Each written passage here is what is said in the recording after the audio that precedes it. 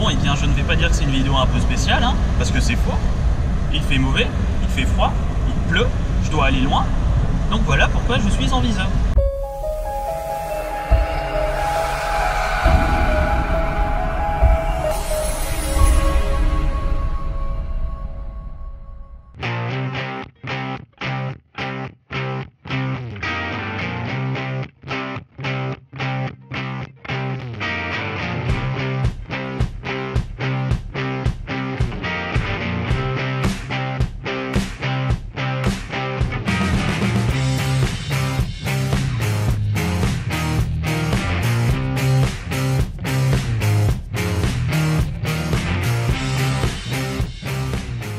Et me voici arrivé à l'aérodrome de Roclincourt pour l'événement Un avion dans ma ville, organisé par le Rotary Club d'Arras.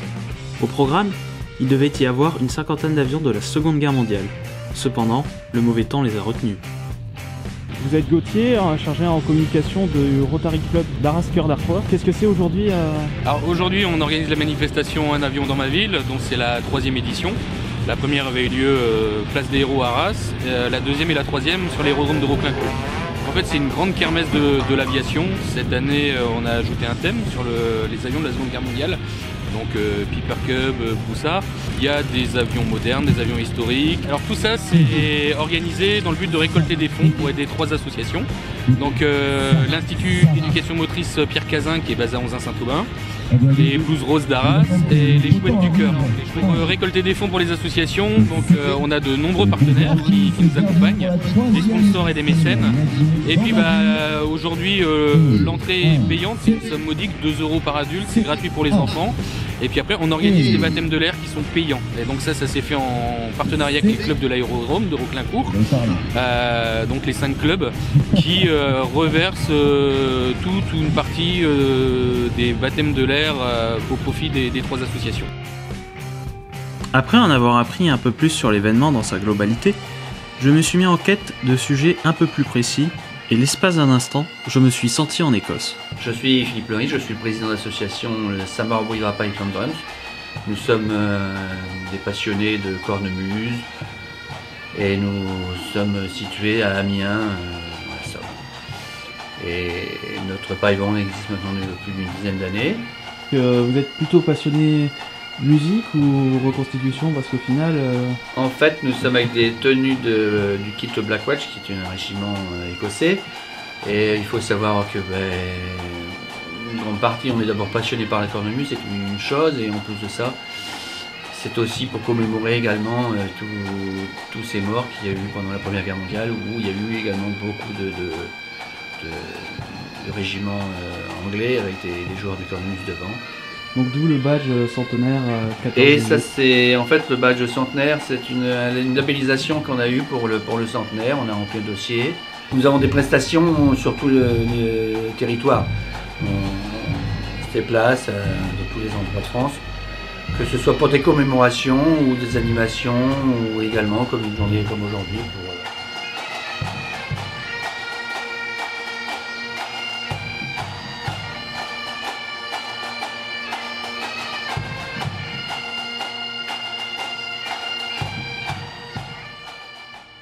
Arnaud, président de l'Arras Model Air Club depuis 5 ans maintenant. Donc nous sommes situés sur Arras, notre local de construction, et nous volons sur l'aérodrome d'Arras-Roclincourt ici.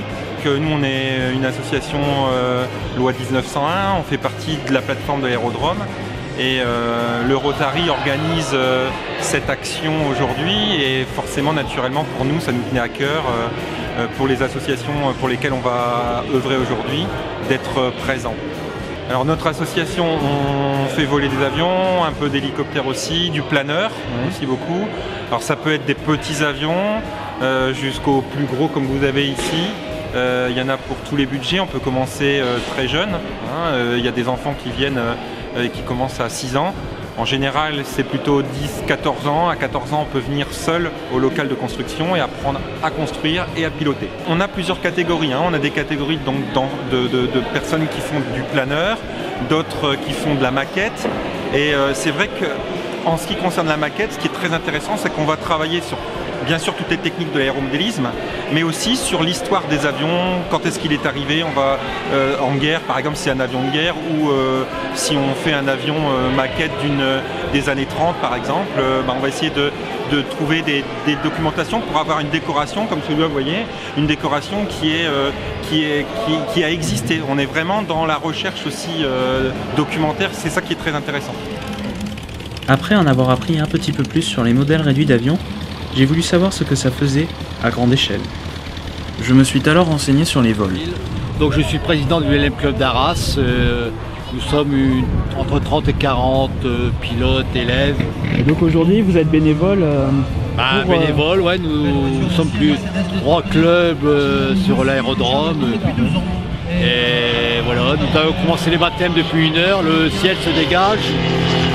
En espérant avoir un beau ciel bleu l'après-midi, nous attendons du monde. L'ULM, c'est ouvert vraiment pour les jeunes ou... Vous pouvez commencer à 15 ans. Donc on a des cours théoriques gratuits et ensuite vous avez le brevet théorique qui se passe à l'ECA et ensuite vous pouvez commencer vos cours de pilotage. Et bon, souvent un jeune en 20 heures il s'est volé, même 15 heures. Peut-on faire partie d'un club du LM sans avoir du LM par exemple? Ah oui, nous notre club a 2 avions, 2 ULM, un qui sert pour les cours et puis un autre qui sert aux pilotes brevetés. Une fois convaincu, j'ai décidé de m'y mettre. Au début, j'étais sur la réserve à tenter de filmer avec mon vieux téléobjectif. Puis j'ai pris mon ticket pour voler en ULM, avec Pierre comme pilote.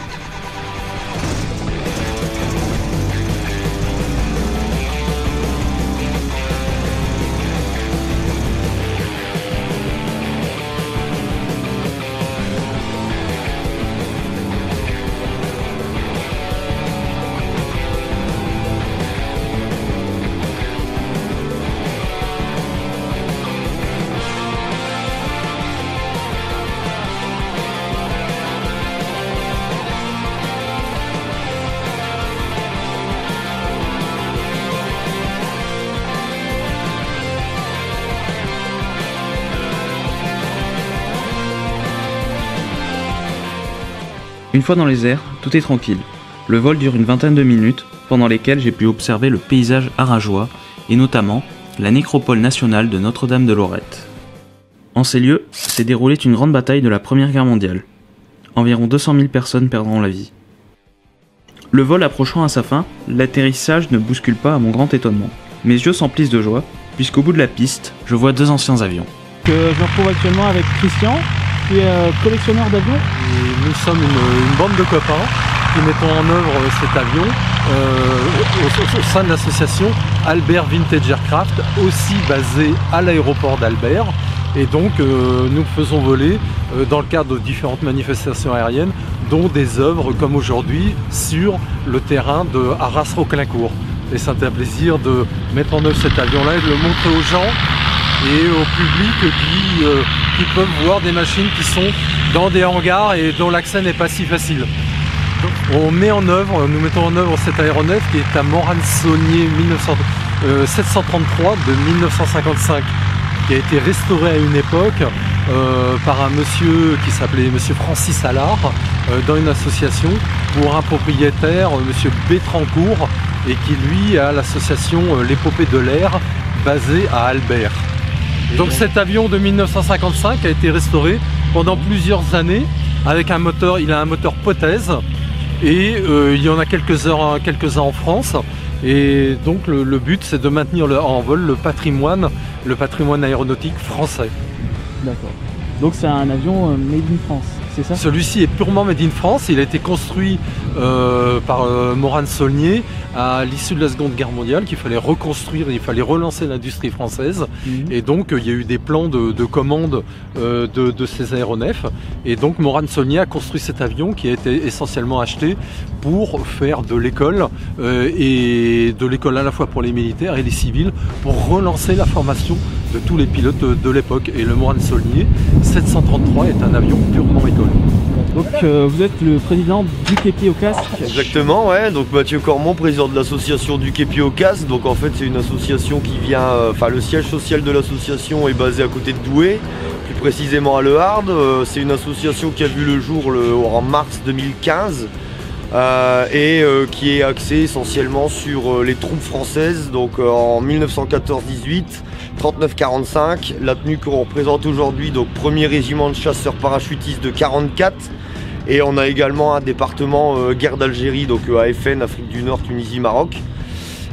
Donc on a décidé de faire un petit camp vraiment très léger, plutôt un peu camp de détente avec quand même une position mitrailleuse sur la demande, par rapport à la demande donc, qui nous a été faite pour l'organisation ici, donc un avion dans ma ville, histoire d'alimenter un petit peu leurs différents thèmes abordés, la fauconnerie, les voitures, etc. On a forcément répondu présent dès lors qu'on a su que c'était caritatif pour venir en aide à des associations pour les enfants malades, les personnes âgées malades, etc. Donc on a trouvé l'idée vraiment très intéressante et c'est pour ça qu'on a répondu présent dès la demande. Eh bien la vidéo touche à sa fin, hein. Le mauvais temps a mis un terme un peu plus tôt à l'événement finalement. J'espère que j'ai pris assez de plan avec mon appareil photo parce que je voulais pas trop prendre de risques avec la pluie. J'espère que ma petite aventure dans un ULM vous a plu. Et n'hésitez pas à me suivre sur ma page Instagram, sur ma page Facebook et à vous abonner sur YouTube et même à laisser un like. Et à plus pour de nouvelles aventures.